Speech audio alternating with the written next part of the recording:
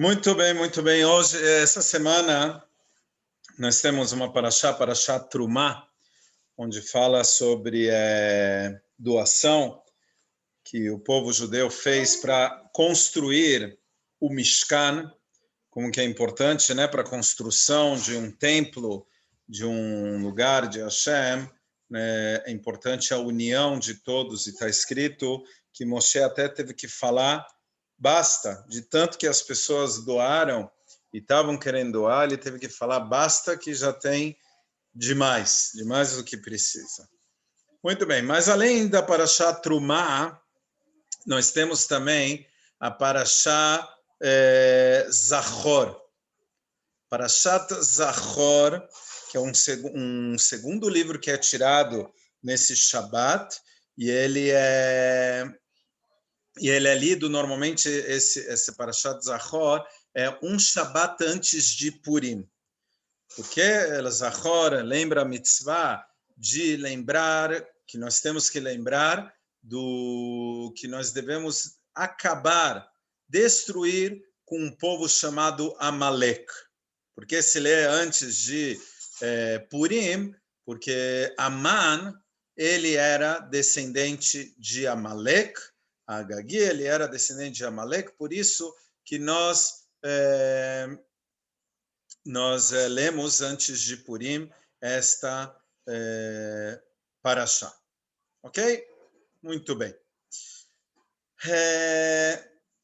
Vamos analisar esse caso do Amalek. Que povo é esse? O que aconteceu? Então, a história é que o povo judeu ele sai do Egito com toda a glória que saiu do Egito, abrindo abriu o mar, né? E tudo que aconteceu lá no Egito, que nós já conhecemos, nós repetimos essa história todo ano em Pesach, e perfeito. Eles saíram, venceram a potência mundial que era o Egito, e tá bom. O que acontece quando os outros povos viram que eles venceram o Egito? Todos estavam com medo. Todos estavam receosos. Que povo é esse? Esse é um povo poderoso. É um povo que não vale a pena mexer com ele. Certo? Boa noite para todos que chegaram nesse momento. Nós estamos no começo falando sobre o Amalek, o povo que tem a mitzvah de destruir, de acabar com ele. Pelo menos lembrar que nós devemos acabar com esse povo.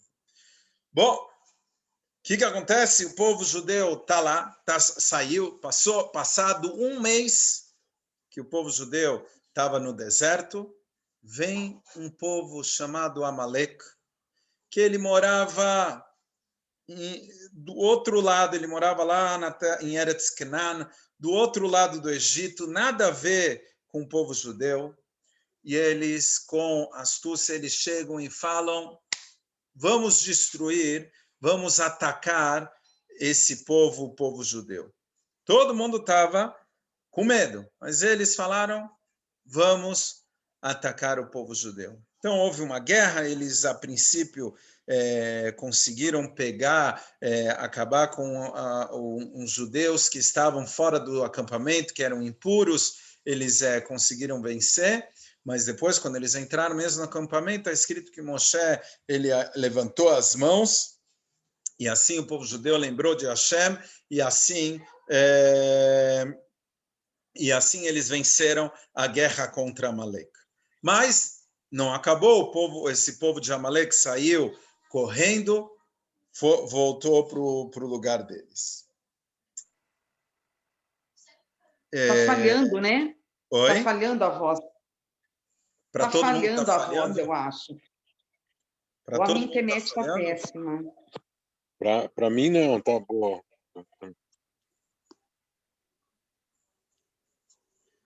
Vou dar continuidade, qualquer coisa depois pega. Desculpa aí. Não tem problema. E aí, o que acontece? o povo foge, depois de muitos anos, o Shaul HaMelech, o rei Saul, ele teve a oportunidade de acabar com todo esse povo, mas ele errou, ele não destruiu esse povo por completo no mesmo momento e deixou os animais, enfim, não importa agora a história, mas esse povo deu continuidade. Nossa pergunta de hoje é: o que tem esse povo de tão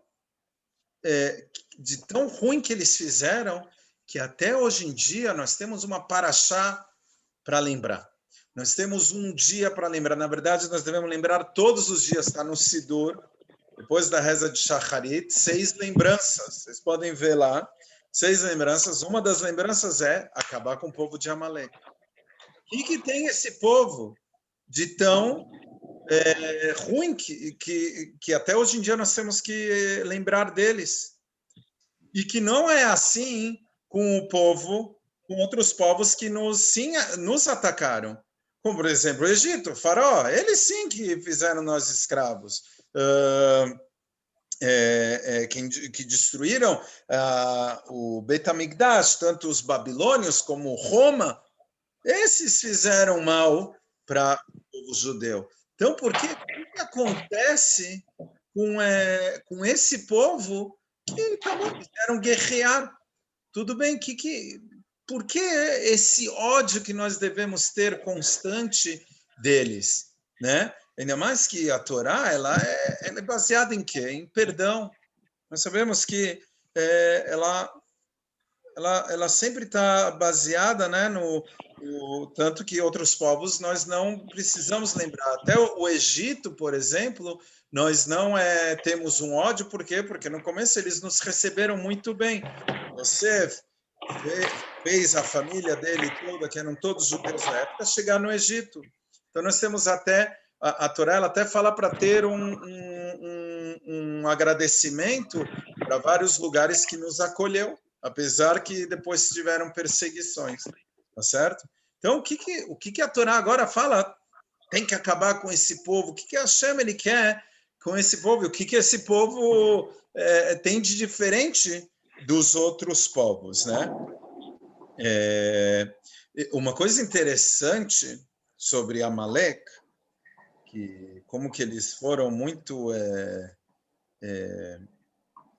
assim, o ataque que todos os povos estavam com medo, não é que eles ficaram com medo do povo judeu só depois que eles saíram. 40 anos depois, quando o Yoshua ele manda os espiões lá para Jericó para verificar a terra, e eles se encontram com uma mulher, e agora está todo mundo com medo, eu quero me unir a vocês, e está todo mundo com medo, porque que nós sabemos o que Hashem fez para vocês quando vocês saíram do Egito. 40 anos depois. Imagina um mês depois que esse Amalek não estava com medo, tá certo? Então, o que acontece? Por que nós precisamos lembrar sempre dele?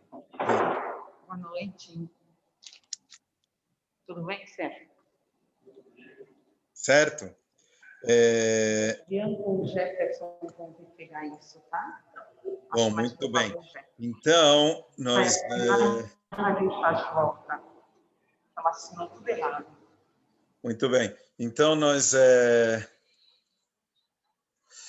temos que analisar muito bem isso. Nós temos uma outra coisa. Itró, nós vimos em umas parashiot anteriores que Itró era o sogro de Moshe Rabbeinu. O sogro de Moshe Rabbeinu está escrito que ele viu tudo que Hashem, tudo que o povo judeu passou e o que Hashem fez por eles, e por isso ele quis se unir ao povo judeu. E aí perguntam os comentaristas o que ele viu. Então, o Urashi, ele traz duas coisas. Ele traz que ele viu, primeiro, a abertura do mar, e depois ele viu a guerra contra Amalek.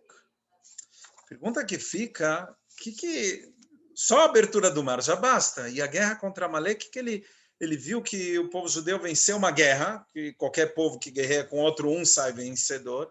Então, o que o Itró viu de tão especial na guerra? Então foi o seguinte, na abertura do mar, ele ainda não ficou satisfeito. Ele falou, tudo bem, Hashem abriu o mar, todo mundo passou, mas por que esse povo judeu, eles não se uniram e falaram, olha, não, ninguém manda mais em nós, nós não seremos mais escravos. Então ele viu que estava faltando alguma coisa. Mas quando chegou a guerra contra Amalek, aí ele sim entendeu que esse povo era um povo de moral. Tinham ética esse povo. Porque no Egito, eles não iam guerrear. Porque, como nós falamos antes, eles tinham uma dívida. Eles acolheram o povo judeu numa dificuldade. Então, eles não iam guerrear. Eles fizeram, na verdade, esperaram Hashem, sim, conduzir o povo para fora do Egito. Mas contra Amalek, ele viu que sim, eram heróis, que sim, guerreavam. Por quê? Porque Amalek não tinha nada, eles não deram nada. Então, o povo judeu, ele foi com tudo em cima do Amalek. Então, aí sim ele entendeu que esse povo era um povo especial e ele quis se converter. Imagina, o grande Itró, que era grande em todas as idolatrias, entendia, era respeitado, ele quis ir para o povo judeu, tá certo? Ele falou, esse é o tipo de pessoas que eu me identifico e eu quero estar junto com eles, tá certo? E tá bom. Então, vamos tentar responder a essa questão, tá? Questão, por que nós devemos odiar tanto esse povo de Amalek? Antes disso, tem uma pergunta. Quem faz essa pergunta, um minutinho só. Quem faz a pergunta e já responde. Abravanel, ele fala assim, a guerra de Amalek não teve nenhum motivo de guerra. Por quê? Tem 3 passos que a pessoa, ou 3 passos não, 3 motivos por que um reino decide guerrear contra outro reino. Primeiro, conquistar. Quer conquistar um território, ele quer ganhar mais posses, ele quer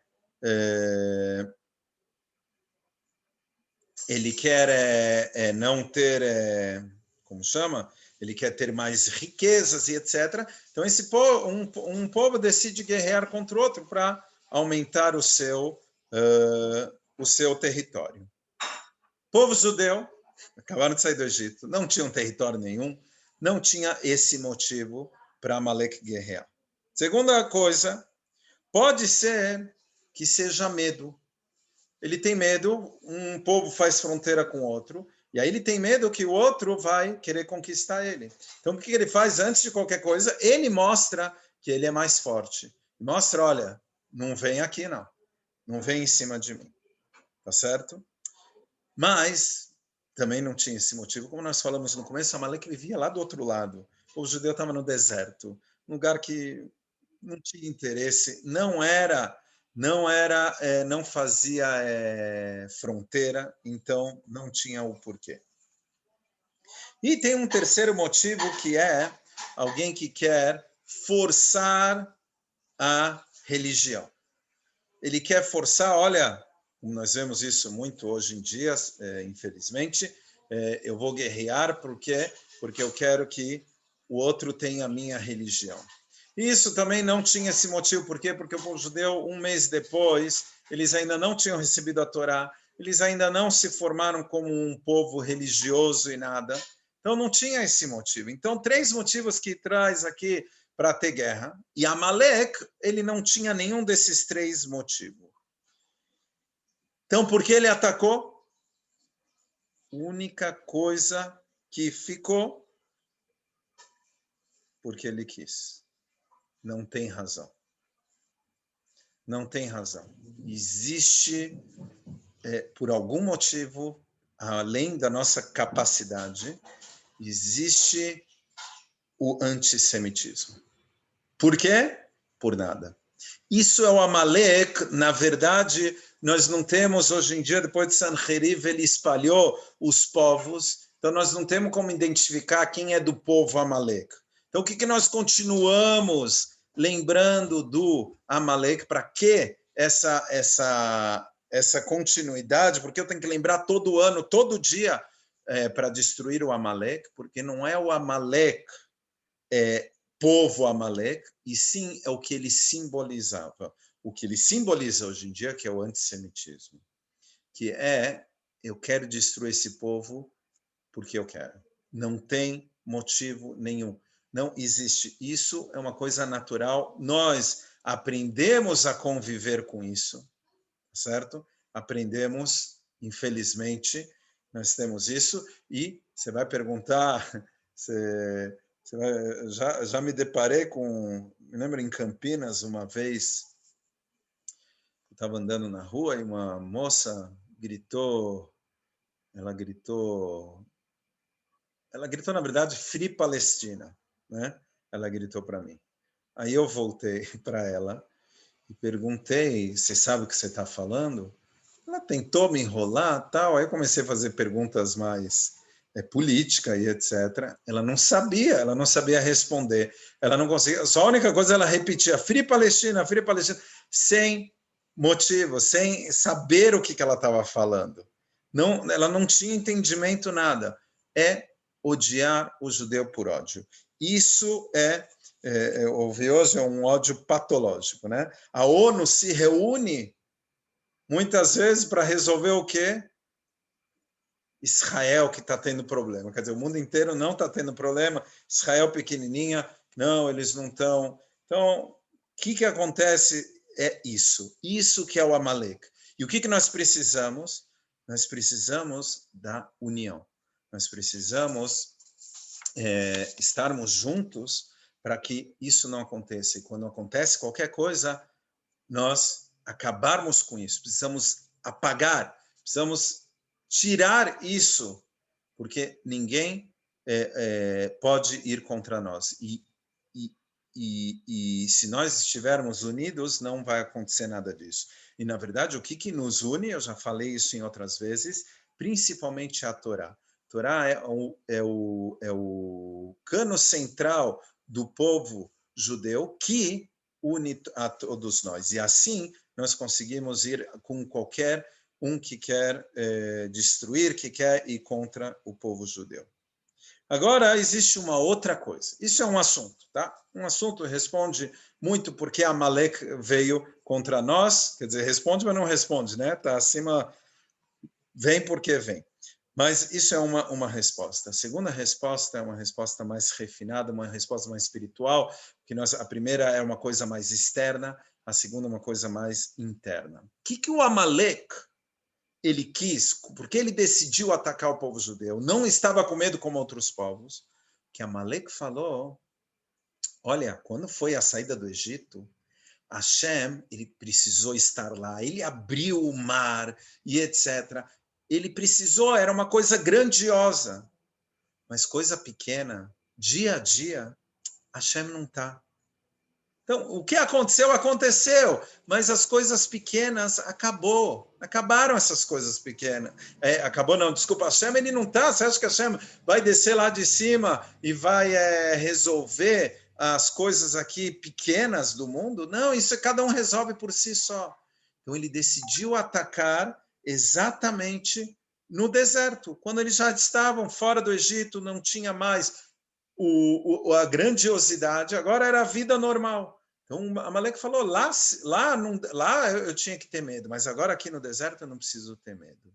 E é isso que Amalek interno nosso quer nos falar. Quer falar que, olha, você não precisa se preocupar, você não precisa ter fé em Deus em todas as coisas. Quando você tiver que trabalhar, vai trabalhar. Vai trabalhar, que é só isso que vai te dar a parnassá, o seu sustento. O seu esforço, a sua capacidade, seu dom, é isso que vai te dar o seu sustento. Hashem, ele não está ele não está no meio disso. E é esse que é o erro de Amalek. É só Hashem que pode nos dar a brachá. Eu falei errado, na verdade, que na verdade precisam estar os dois caminhando junto. E fica aqui uma pergunta, muito agora nós estamos chegando na época de vacina, muitos estão sendo vacinados, e como que fica? Tenho que vacinar ou não? Tenho que ter fé em Hashem, então eu não vou vacinar? Ou eu tenho que ouvir o que os médicos falam? E mesmo que os médicos falam, não é a maioria. Então, o que eu tenho que fazer? Então, eu tenho que, primeiro, saber que tem médicos, eu tenho que saber que tem o Hashem colocou, eu tenho que saber que Hashem colocou esses médicos capacitados, e pela Halachá, só entre parênteses, quando a maioria fala que precisa, então nós temos que ouvir a maioria e saber que Hashem está nos protegendo, certo? Então nós temos que saber balancear tudo isso, saber que, na verdade, nós temos que batalhar, nós temos que lutar pela vida, nós temos que, se tiver qualquer problema, nós precisamos resolver, não ficar sentado esperando Hashem dar as coisas. Nós temos que lutar, mas saber que a luta só é vencida se Hashem está conosco. E onde nós vemos isso? Esse assunto nós vemos muito com Yosef e Esther, Rainha Esther. Com Yosef, muito interessante, se nós formos ver a história de Yosef, não aparece Hashem falando com ninguém. Tá? Normalmente a Torá nós vemos, Vayomer Hashem, e Hashem disse. Mas quando nós vemos a história de Yosef, nós não vemos isso muito. E olha o que aconteceu com Yosef. Yosef, os irmãos, o pai mimava ele, os irmãos odiavam ele, ele teve um sonho que os irmãos acabaram odiando ele mais ainda, e aí pegaram ele, queriam, Deus nos livre, irmãos, um matar o outro, mas no final eles venderam, ele virou escravo no Egito, lá no Egito ele teve muito sucesso como escravo, depois a esposa do patrão dele acusou ele falsamente, ele foi preso, depois na prisão, aí o faraó ele teve um sonho, e o Yosef soube interpretar o sonho, e aí ele vira o rei, o vice-rei do Egito. Parece tudo normal, né? Parece que Hashem não estava aqui. Mas a verdade, tirar Hashem daqui, você está falando, puxa, como? Como que dá? Olha o que aconteceu. Ele teve um sonho que os irmãos iriam curvar para ele. Quem causou que eles próprios fossem curvar foram os próprios irmãos que venderam ele para o Egito. Se os irmãos não tivessem vendido ele para o Egito, os irmãos não ia se concretizar esse sonho. Tá? Então, nós vemos aqui que Hashem, desde o começo, já estava avisando, vai acontecer isso. Não falou como. Né? No final, os próprios que tinham que se curvar, eles próprios causaram tudo isso. Tá? Mas depois ele chegar no Egito como escravo, ter sucesso, e ele ficar lá na prisão alguns anos, e depois o faraó tem um sonho, quem colocou esse sonho no faraó, e aí teve mesmo fome, etc. Você falar que não tem Hashem aqui? Não tem? Como? Olha como ligar uma coisa com a outra, nada foi ao acaso. Mesma coisa com a história de Purim, Esther. Esther também, na Megilat Esther, não aparece Hashem. E tudo isso é de propósito, porque nós temos que procurar Hashem nas coisas comuns do dia a dia. E a história também nós podemos contar como um romance, né? Uma coisa bonita, né? E acabou, não um livro religioso. Mas exatamente esse livro foi colocado no Tanakh, porque é ali que nós vemos como que Hashem emaranhou todas as coisas, como Esther não queria ser rainha, ela foi ser rainha, a forçada, e aí depois Amã, o Mordecai ouviu dois, ele passou, por um acaso ele ouviu duas pessoas tramando contra o rei, e isso o rei escreveu num caderno dele e esqueceu. Aí depois veio Amã, queria destruir o povo judeu, e justamente quando ele quis matar o Mordecai, o rei, ele ouviu a história, ele voltou àquela história que Mordecai salvou a vida dele. E aí a rainha que estava lá no poder, então ela ajudou tudo. Então nós vemos aqui que, na verdade, no nosso dia a dia, tá? Nós temos que procurar Hashem. Nós temos que, nas pequenas coisas, saber que é Hashem que está nos guiando. A Parnassá, nosso sustento, eu preciso me esforçar, é verdade. Eu preciso, na verdade, 95% eu preciso de esforço para conseguir o sustento. 5%, que é o principal, é a brachá de Hashem, são as bênçãos de Hashem. E é isso, de novo, voltando ao nosso assunto, o que Amalek queria? Amalek queria esfriar. Ele queria esfriar a nós. Ele queria dizer, não precisam acreditar em Hashem em todos os lugares. Existe Hashem? Existe. Mas no nosso dia a dia não precisa. Não precisa dele. Ele deixou nós? Não, ele não nos deixou. Ele está nos guiando sempre. Tá certo? Ele está sempre nos guiando. Nos guiando. Uma coisa interessante, nós vemos do próprio Yosef, que ele, quando ele estava lá na prisão, estava preso também dois ministros, o copeiro e o padeiro. E aí os dois tiveram um sonho e ele interpretou que o copeiro ia sair, ia voltar a trabalhar para o faraó e o padeiro iria ser condenado à morte. E aí ele chegou para o copeiro e falou, lembra o faraó que eu estou aqui para me libertar aqui, que eu fui preso injustamente. Tá? E ele fala duas vezes, lembra ele. Tá? E aí está escrito na Torá que ele esqueceu. O Yosef ainda ficou 2 anos. Ele não deveria ficar, assim os comentaristas falam, que ele não deveria ficar 2 anos, ele ia sair imediatamente, mas já que ele confiou totalmente a sua liberdade no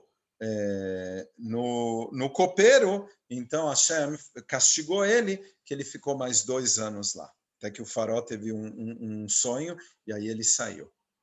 O Rebbe ele pergunta aqui, mas, minuto, ele fez, tudo bem, eu tenho que confiar em Hashem, mas acabamos de falar que o quê? Que eu tenho que fazer tudo de forma natural e Hashem vai me ajudar.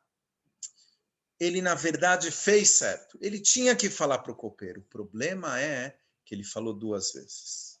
Ele confiou totalmente no copeiro para a liberdade dele. E ele não lembrou que Hashem que ia libertar ele. Tanto que ele falou 2 vezes. Ele deveria ter falado uma vez, olha, vai lá e lembra de mim. E pronto. O que vai acontecer? Hashem que está me guiando. Hashem que está fazendo as coisas. Tudo que me acontece é Hashem. E acabou. Eu vou fazer o que eu posso fazer nas minhas possibilidades. O resto eu deixo na mão de Hashem. É isso que nós temos. Quando vocês jogam loteria, quantos cartãozinhos vocês jogam? Quem joga? Se alguém já jogou alguma vez, quantos cartõezinhos vocês fazem? Quantos jogos? Alguém pode me dizer? Ninguém joga aqui? Muito bom. Fala, Júlio. 5 ou 6 jogos. 5 ou 6 jogos. Quem é Ilana ou Não é sempre. Ou Silvio? Bom, isso, Júlio, e para todo mundo, isso é falta de fé. Vocês vão me desculpar. Eu já vi também grandes rabinos jogarem vários números, tá? Aqui é proibido. Pode. Mas isso, de certa maneira, é falta de fé. É falta de fé. Por quê? Porque, um minutinho. Eu posso jogar? Posso, não tem nenhum problema. Eu posso ir lá jogar sem nenhum problema. É a lei do país, então não tem problema. Tudo bom. Agora, eu jogar 2, você não está confiando em Hashem. Se Hashem vai te dar um bilhete, com um bilhete ele já consegue fazer você ganhar. Se Hashem não vai te dar, você pode fazer 10, 15, 20 bilhetes, você não vai ganhar.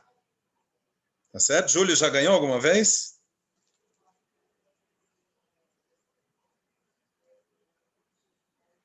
Não. Então, você viu? Então, a próxima vez que você for jogar, você joga 1. Tá? 1, você tem fé em Hashem. Se Hashem quiser, vai te dar com aquele 1. Tá certo? Eu ainda faço mais ainda, eu não escolho o número. Chego lá no guichê e falo, faz qualquer jogo. Porque se Hashem quer me dar, qualquer número ele vai me dar. Tá bom? Isso eu estou falando aqui rindo, e etc. Mas isso vale para o nosso dia a dia. Certo? Vale para o nosso dia a dia. Olha, confia em Hashem. Faz o que você precisa fazer. Se esforça. E o que vai acontecer, deixa na mão de Hashem. Hashem vai fazer. Não deixa o Amalek te esfriar.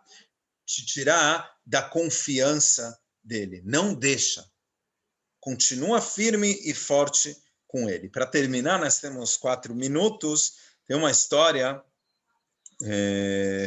de um grande rabino, o rabino Natan Kanievsky. Ele mora em Israel hoje em dia, mas ele veio da Rússia e ele conta que tinha os filhos, né? E o governo ele obrigou a colocar numa escola pública, e a escola pública ela ensinava várias coisas que não tinha a ver com o judaísmo, mas o problema todo era no Shabat. Porque se fosse no Shabat ia ter que fazer prova, iam forçar os filhos, então ele escondia os filhos.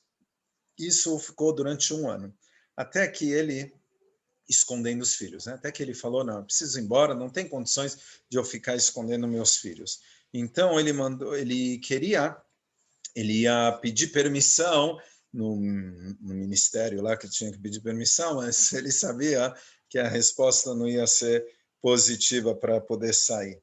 Então ele mandou uma carta para o Rebbe. Obviamente ele não podia mandar uma carta para o Rebbe diretamente, porque tinha a censura, não iam deixar. Então ele manda para um parente, que aí sim, apesar que eles iam ler, então ele manda para um parente, e lá para o parente ele escreve assim, um primo que ele tinha nos Estados Unidos, ele fala assim, manda para o vovô que queremos vê-lo. Então ele já entendeu tudo, e era para o Rebbe. Ele queria, o vovô era o Rebbe, então ele queria ver, quer dizer, sair da Rússia. Então ele foi lá e entregou a carta para o Rebbe, esse primo, e o Rebbe pegou e colocou na gaveta. Passou mais de 1 ano, 1 ano e 3 meses, mais ou menos.